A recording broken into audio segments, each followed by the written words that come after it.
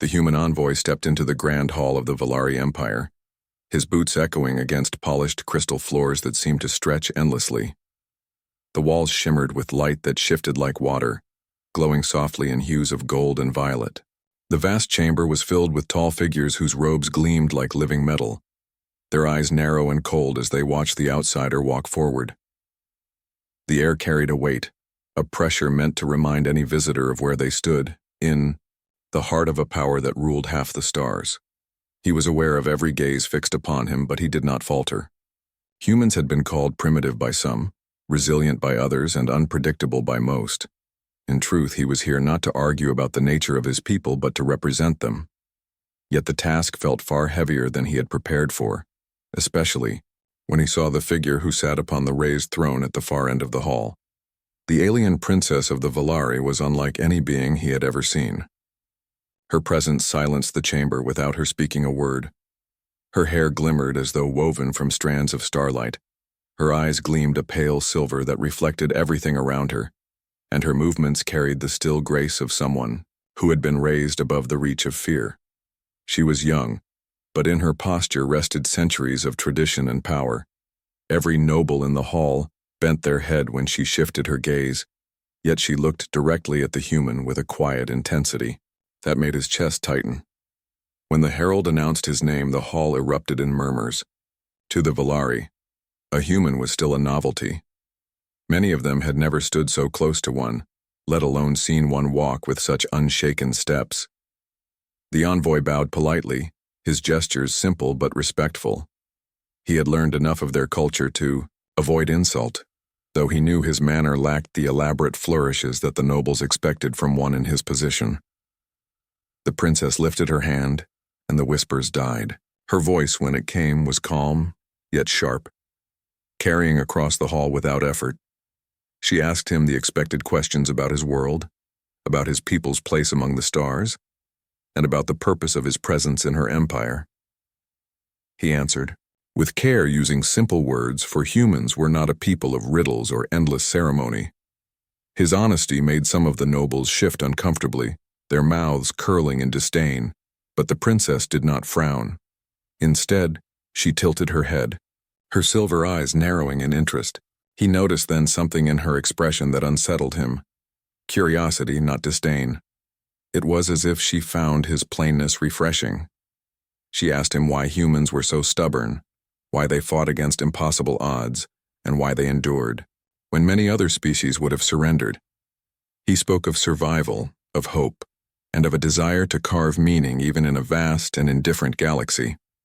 His words were not rehearsed but true. The hall filled again with whispers, some mocking, others uneasy. The envoy could feel the weight of judgment pressing in on him, but he stood firm. He knew he could not match the eloquence of the Valari, but he also knew that humans had never survived by pretending to be what they were not. The princess's eyes never left him, and her lips curved into something faintly resembling amusement. Then, to his shock, she leaned slightly forward on her throne and spoke words that silenced even the most talkative noble. She said that she had heard humans were passionate creatures, quick to anger, quick to laugh, and quick to feel. She asked if it was true that they carried their hearts on their sleeves, unable to hide their emotions behind masks like the Valari. The envoy hesitated. He could not deny it, for it was true.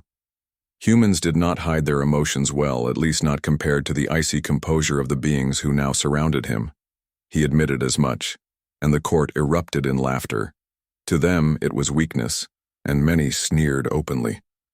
Yet the princess did not laugh. Instead, she rose from her seat, her gown rippling like flowing glass, and descended the steps toward him. The hall grew quiet as she approached, her presence commanding all attention. She stopped a few paces from him, her silver eyes gleaming with a strange light. She studied his face for a long moment, as if searching for something only she could see.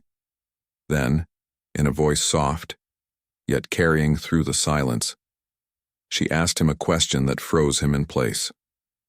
"Tell me, human," she said, "if your kind is so quick to feel, what would you say if I asked you to speak your heart to me?" Gasps spread through the hall. The nobles looked at one another in disbelief. No outsider had ever been given such a question, especially not from the princess herself. The envoy felt every eye upon him, waiting for him to stumble, to shame himself, to prove humanity unworthy. But he stood in the silence, steady, knowing that whatever answer he gave would change more than just his own fate. The hall held its breath. The silence stretched across the hall as the human envoy stood before the alien princess. Her question lingered in the air like a spark waiting to ignite, daring him to answer in front of nobles who would not forgive weakness. He felt the weight of centuries of custom pressing down on him, but he also saw something in her eyes that none of the others seemed to notice. It was not just a test. There was a flicker of curiosity, almost a challenge wrapped in playfulness, as though she wanted him to surprise her. The nobles shifted uncomfortably, their whispers like the hiss of hidden serpents. Some smirked, expecting him to stammer. Others leaned forward, eager to see him humiliated. Among them, only the princess's gaze remained steady. She waited. The envoy drew a breath and answered, not with a confession, but with honesty. He said that humans spoke their hearts not because they were reckless, but because they understood that time was never guaranteed. They had short lives compared to many great civilizations. For them, every word carried weight, every feeling mattered, and every moment could be the last. His voice was calm, not loud, yet it carried across the hall with a strength that even the most dismissive noble could not ignore. The princess studied him, her silver eyes glinting. Her lips curved slightly, though not in mockery. The court, however, erupted with murmurs again. Some laughed openly, calling his words childish. Others whispered about the arrogance of humans to speak so plainly in a place built on layers of tradition and secrecy. But the envoy stood unshaken, his hands steady at his sides. The princess lifted her hand and silence returned at once. She told the court that his words were strange, but perhaps strangeness was what the empire needed. She returned to her throne, her gown trailing behind like liquid light, and motioned for him to walk beside her. It was an honor no outsider had ever been granted. The nobles exchanged uneasy glances, their faces masks of concealed frustration. When he reached the steps of her throne, she leaned closer and asked him more questions, her tone sharper now. She wanted to know why humans fought when surrender might spare them pain, why they dreamed when the universe often crushed those dreams, and why they reached for love when it could so easily break them. Her voice held no malice, only genuine curiosity, as though she could not understand the logic of his species. The envoy thought carefully before answering. He said that humans fought because life without struggle was no life at all. They dreamed because dreams gave them direction, even when the stars themselves seemed indifferent. And they reached for love because, in the end, nothing else truly lasted. Empires fell, monuments crumbled, and even stars died.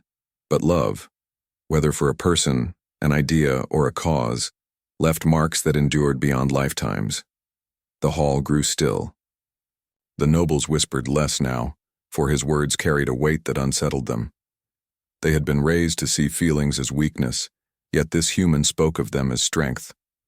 The envoy did not notice, but the princess's expression softened for a moment, a subtle shift hidden from most eyes. She was not prepared for how his words stirred something within her. To break the tension, she rose again and announced to the court that the human would be her guest for as long as he remained in the empire. Some nobles protested, their voices sharp with disapproval. They claimed it was dangerous to give such honor to an outsider, especially one so bold. But the princess silenced them with a single look, her authority unshaken. She declared that she would decide for herself what dangers existed in her court. The envoy followed as attendants led him through the palace to his chambers. The halls shimmered with strange light, walls alive with patterns that shifted like breathing creatures. Every servant he passed lowered their gaze, though some could not hide their curiosity. He knew he would be watched constantly, every word and movement studied, yet he also knew that he had earned something few had ever held, the attention of the alien princess. That night, as he stood at the balcony of his chamber, the stars of the Valari sky stretched endlessly before him. He thought of his home world, so small compared to this empire, and wondered what future waited for humanity among giants. He knew tomorrow would bring more questions, more tests, and perhaps more danger, yet he also knew something else. For reasons he could not yet explain, the princess had chosen not to break him when she had every chance. Instead, she seemed to want to understand him. In the grand hall, long after he had left, the princess remained, seated on her throne. Her nobles argued around her, their voices sharp, but she barely heard them. Her thoughts returned again and again to the human's words. She had expected fear, flattery, or clumsy silence. Instead, he had answered with truth. It unsettled her more than she wished to admit. As the chamber emptied, she whispered softly to herself, almost amused by the thought. No one else heard it, but the words lingered in the quiet. Strange creatures, these humans, quick to feel, quick to speak, and perhaps quick to steal what they should not. For the first time in years, the alien princess smiled, though she could not say why. The days that followed were filled with endless ceremonies, feasts, and discussions. The human envoy was present in halls of crystal, gardens that floated above rivers of light, and chambers where music sounded like the hum of stars themselves. Yet in every gathering, his attention was drawn to one figure alone. The alien princess was always at the center, her presence commanding respect and fear alike. Nobles bent low in her presence. Rivals whispered behind jeweled masks, but none dared to confront her directly. What unsettled him most was how often her silver eyes sought him out across the crowd.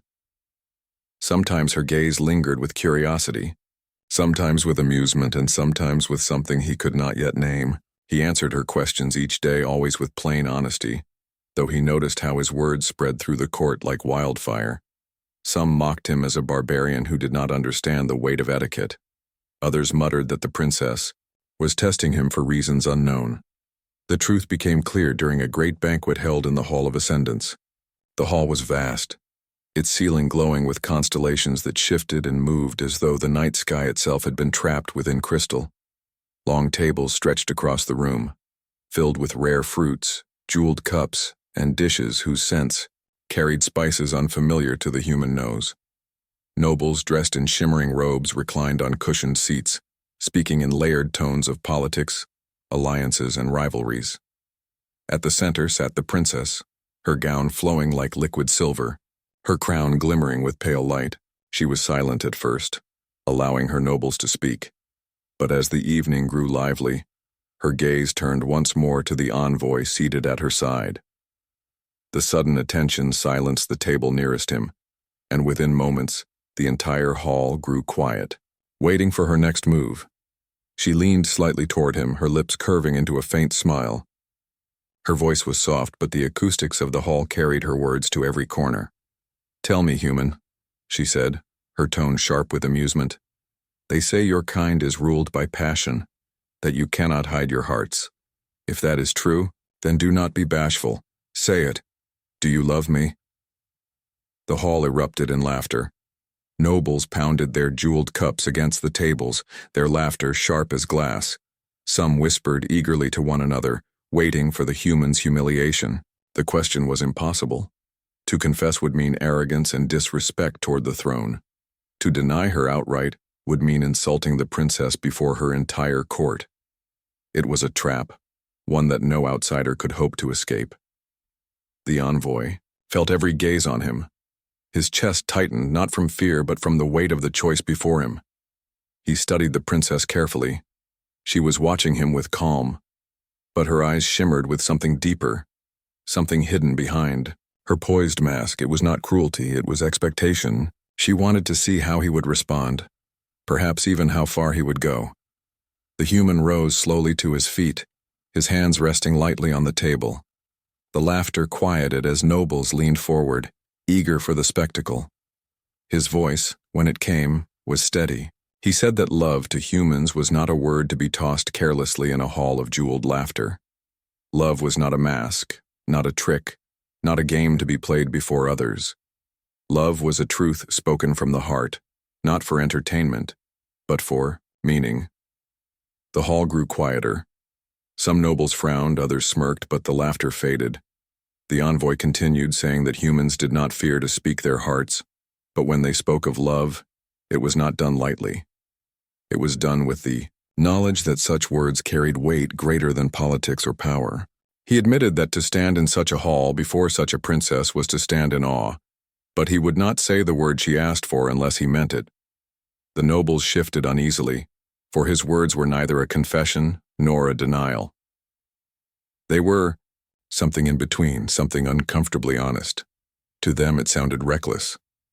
To the princess, however, it sounded like defiance. She rose slowly, her gown whispering against the floor. The silence deepened. She walked around the table until she stood before him, her silver eyes locked on his. She asked softly, almost as though the court no longer existed, "So, human, you would defy me in front of my people? You would deny what I ask?" He met her gaze without flinching. He told her that he was not denying her, he was honoring her, because to a human, those words were not a game. If he spoke them, it would be for her ears alone, not for the amusement of her court. The silence that followed was heavier than stone. The nobles could not believe what they were hearing. A human speaking to the princess as though her power was not absolute, as though his own truth carried equal weight. Yet none dared laugh now. The princess studied him for a long moment, her expression unreadable.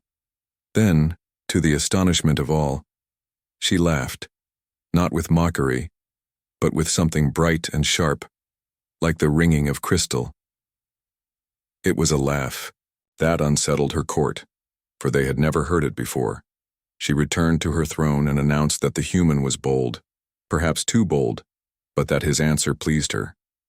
The nobles erupted again, but this time their voices were filled with confusion, not laughter. Some saw danger, others opportunity, but all of them knew one thing. The princess had marked the human in a way no outsider had ever been marked before.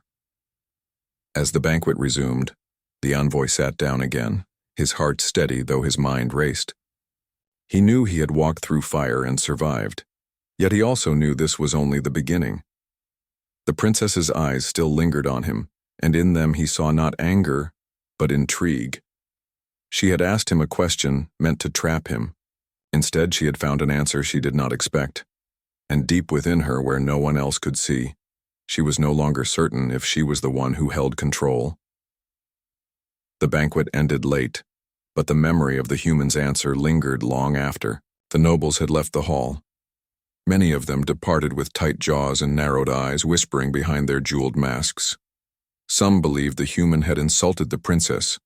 Others thought he had charmed her. Either way, none could deny that he had shifted the air of the court in a way no outsider ever had.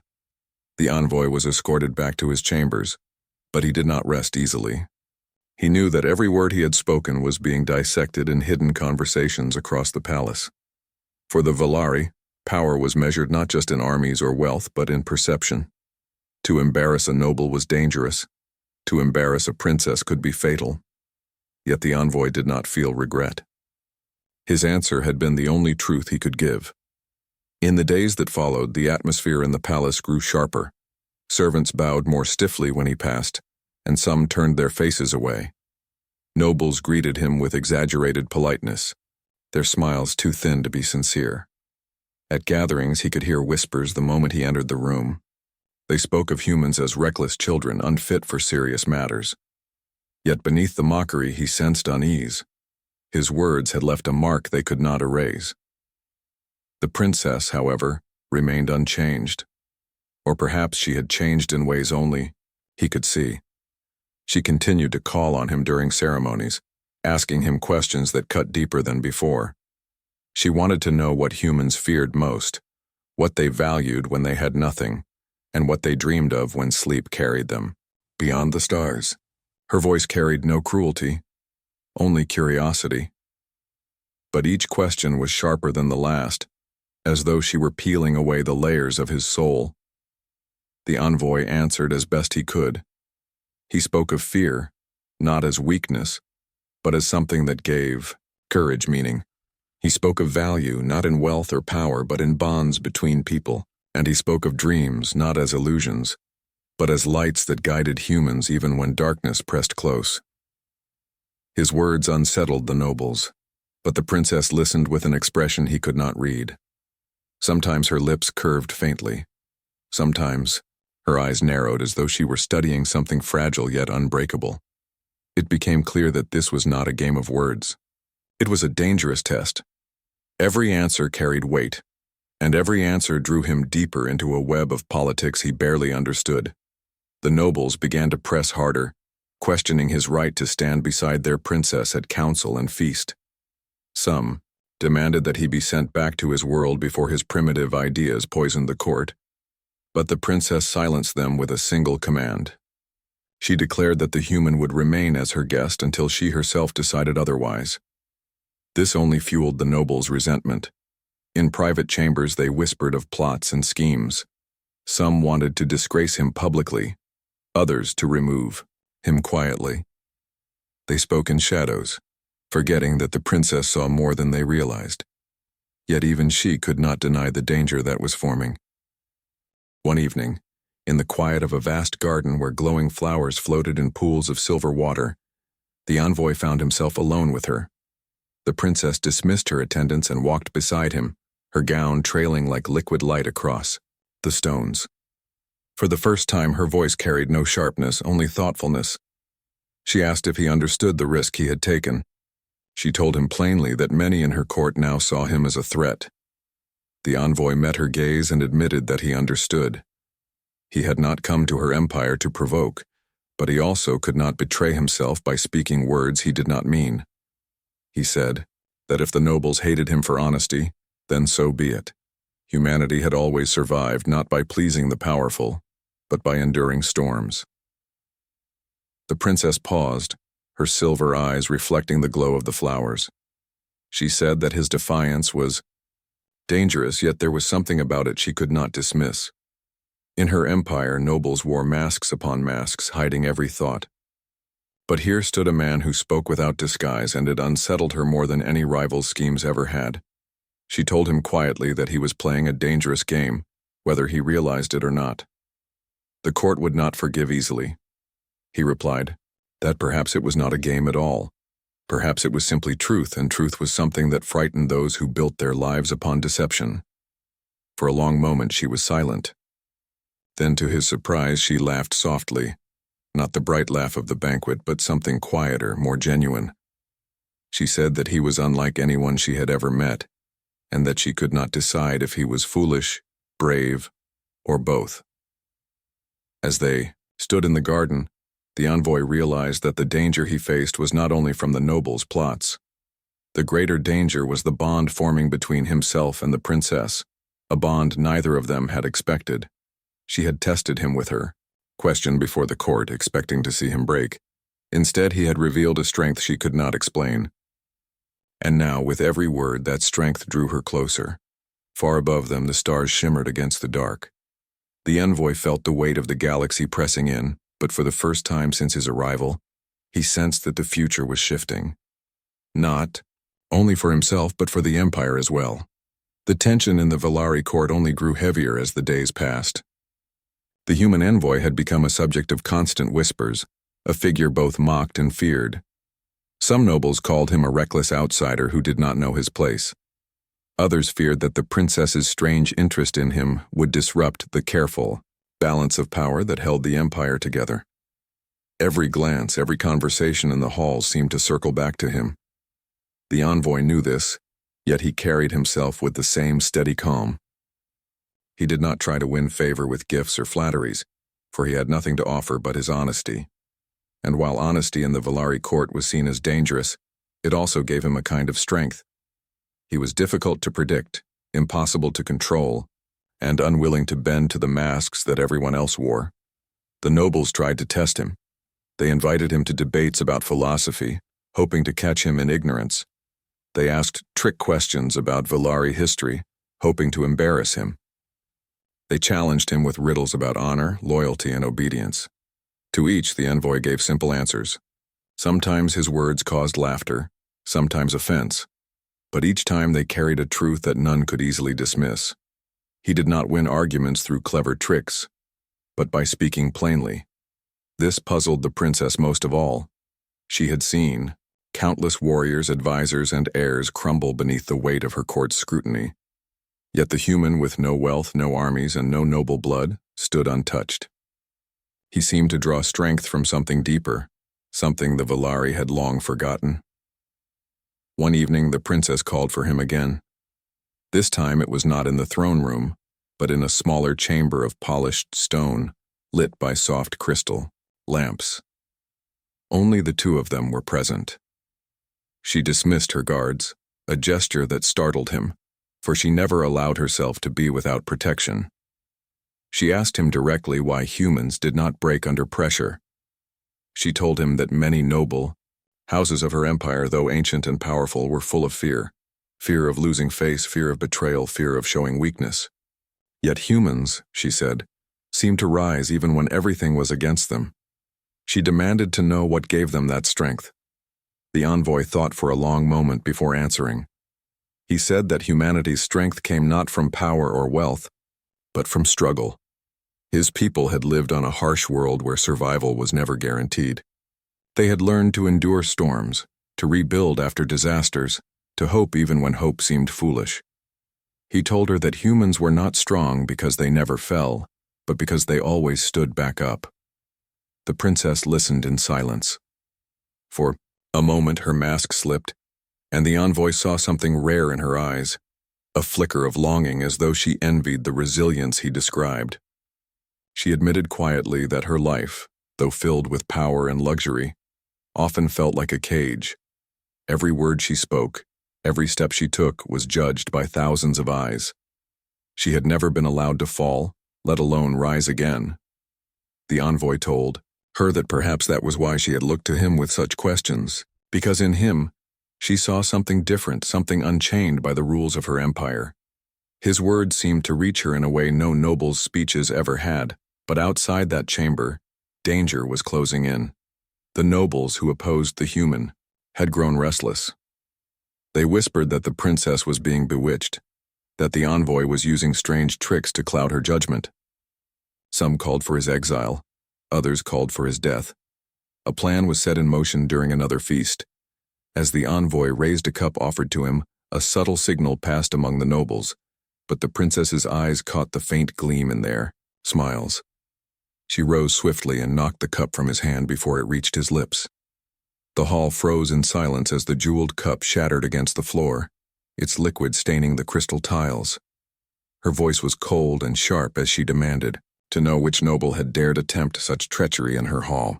None answered, though their silence was as loud as confession.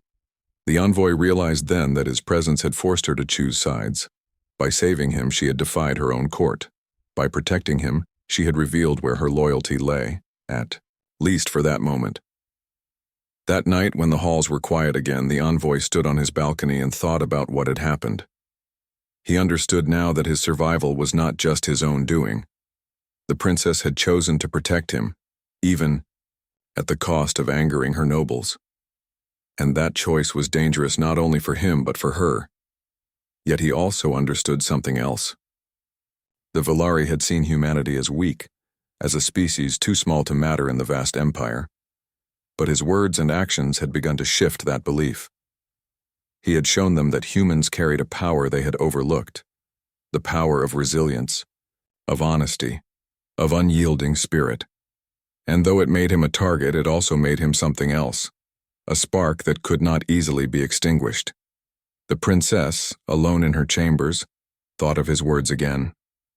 She wondered if resilience could be stronger than tradition, if honesty could outlast masks, and if perhaps she had found in the human something her empire had never given her, a glimpse of freedom. And in that thought, she realized the truth she had not been ready to face. The human was no longer just a curiosity. He was becoming a danger to everything she had been taught to protect. And yet, she could not bring herself to let him go. The Valari court had always thrived on control. Every word spoken, every glance exchanged, every gesture of the hand was carefully measured. Yet now, because of a single human, the palace felt unstable, as if the ground beneath its crystal floors was beginning to crack. The attempt to poison him had not been forgotten.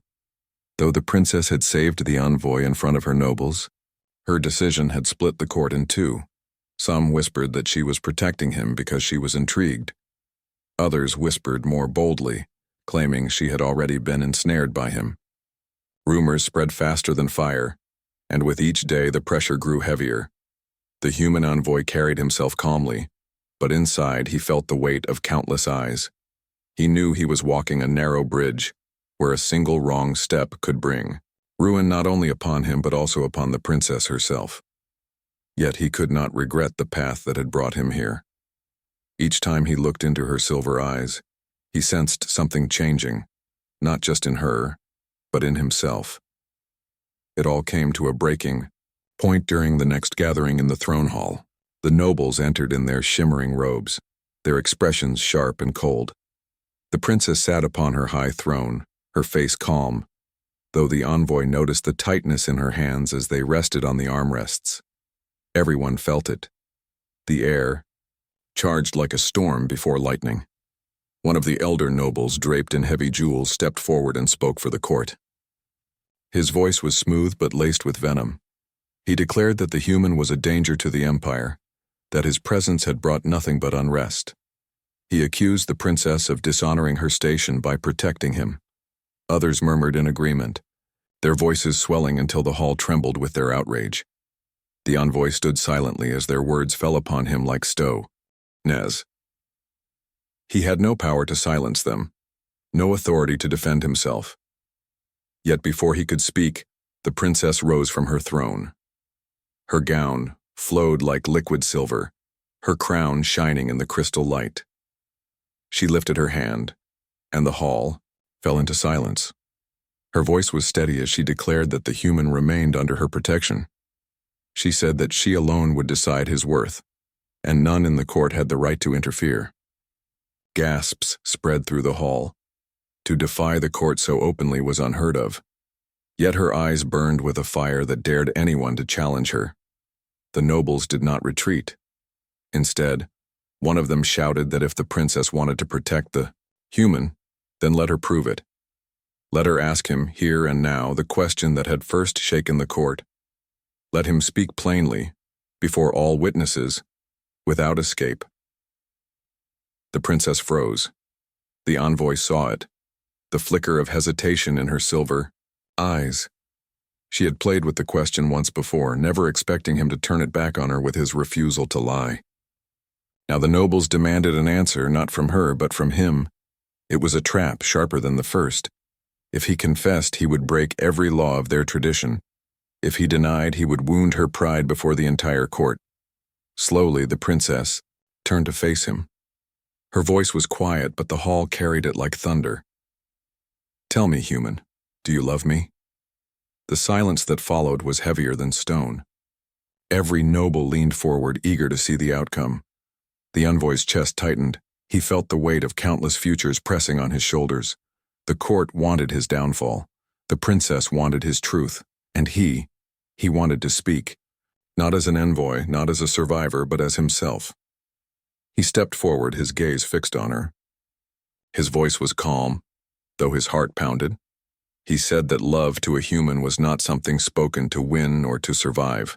It was not a weapon or a shield. It was a truth that carried risk, a truth that made one vulnerable.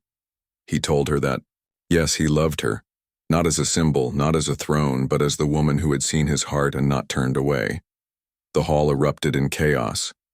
Nobles shouted, some in outrage, some in disbelief. A human had dared to speak such words to their princess. Yet the envoy did not falter. His eyes remained locked on hers, steady and unyielding. The princess's breath caught. She had expected hesitation, perhaps defiance, but not this. His words pierced through the layers of tradition, reaching a part of her she had buried long ago. For the first time, she felt her mask slip entirely. She was not the heir of the Valari Empire in that moment. She was only a woman, standing before someone who had spoken to her heart without fear. The nobles demanded punishment. They cried for his exile, his execution, his disgrace. Yet the princess raised her hand, and silence fell once more. Her voice trembled not with weakness but with something none of them had ever heard in her before, conviction born of feeling, not power. She declared that the human's words were his truth, and truth was not a crime. The court could not believe it. Never before had a Valari princess defended such a confession.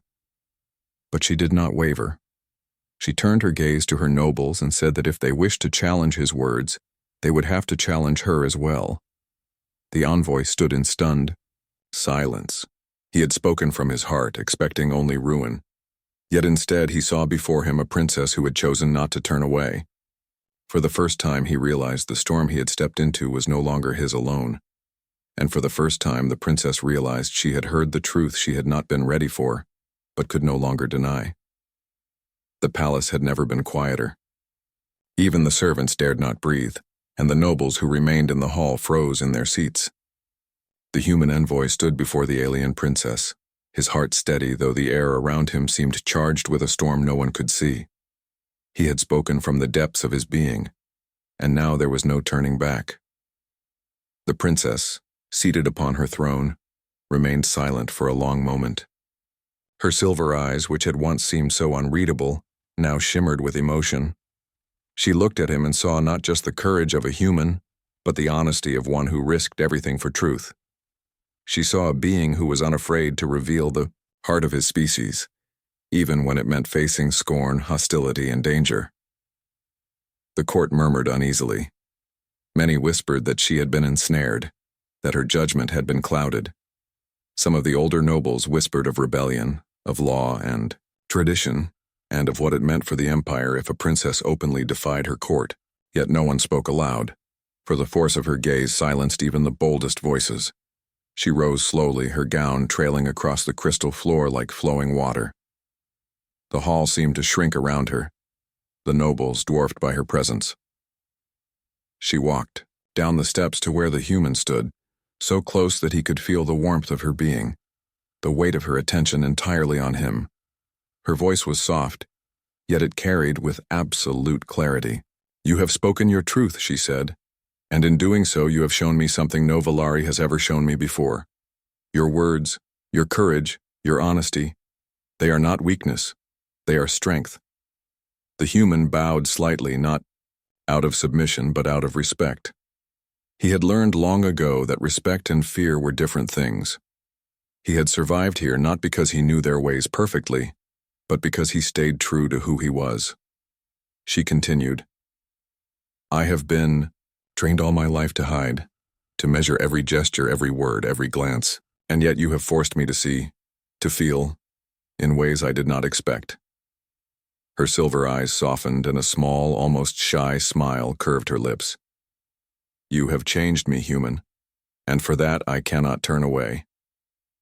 The court erupted into a mixture of gasps and whispers. Some of the nobles rose from their seats trying to assert authority, trying to reclaim control over a situation that had slipped from their grasp. Others murmured in disbelief. No Valari princess had ever openly challenged tradition in this way, and certainly no outsider had ever been given such a place of power in her court. But she paid them no mind. She stepped closer to the human until he could see every detail of her face. The intensity, the vulnerability, the unmasked truth that no one else had ever witnessed. She reached out her hand, her gesture both command and invitation, and said, "You will stay, not as a guest, not as a curiosity, but as someone I have chosen. If the Empire wishes to challenge you, let them. I have chosen you, and I will not deny it." The envoy felt a wave of disbelief wash over him. He had expected to survive by skill, by caution, by careful words. He had never imagined that the princess would risk the empire itself for him. And yet here she was, standing before him, defying centuries of protocol and expectation for the sake of something profoundly human: truth, honesty, and love. Some of the nobles protested, their voices trembling with anger. They demanded that the princess retract her choice, that she uphold the laws and customs of the empire. She turned to them, her silver eyes blazing, and said, "You have your rules. I have mine. I will not live my life hiding behind them. The human stands here because he is worthy of it. And if any of you would challenge that, you will challenge me as well." The hall fell silent again. Even the most stubborn nobles realized that this was no longer a matter of politics alone. This was the will of the princess, and she was absolute in her decision. They could oppose her, yes, but they could not erase the truth she had declared. The human looked at her, awe and gratitude flooding through him. "I do not fully understand all of your world," he said quietly. "But I do know this. I will honor your trust, and I will stay true to who I am for as long as I am allowed." She smiled, a soft, radiant smile that had none of the ice of her throne room demeanor. "Then we are alike," she said. "You are human, and I am Valari. But neither of us hides from what we feel. Perhaps that is why we understand each other." For the first time, the court seemed to hold its breath, realizing that the human and the princess had formed a bond that could not easily be undone. He had survived the trials, defied expectations, and revealed humanity's resilience and honesty. She had seen him as he truly was, and in doing so, had defied centuries of tradition for something far more powerful than politics: the courage to choose truth and love. The hall began to empty slowly. The nobles whispered among themselves, uncertain of what this would mean for the future. Some felt relief that the storm had passed, others fear for the precedent that had been set. But the human and the princess remained at the center, untouched by their murmurs, their bond strengthened by the trials they had endured together. Above them, the stars shone bright in the sky of the Valari Empire, as if the universe itself had witnessed the moment. And for the first time in centuries, a human had not only survived in the heart of an alien empire, but had changed it forever. The princess reached out and took his hand, and together they left the hall, not as guest and ruler, but as two beings who had found truth in each other where no one else had expected it. And in that choice, the empire would never be the same again.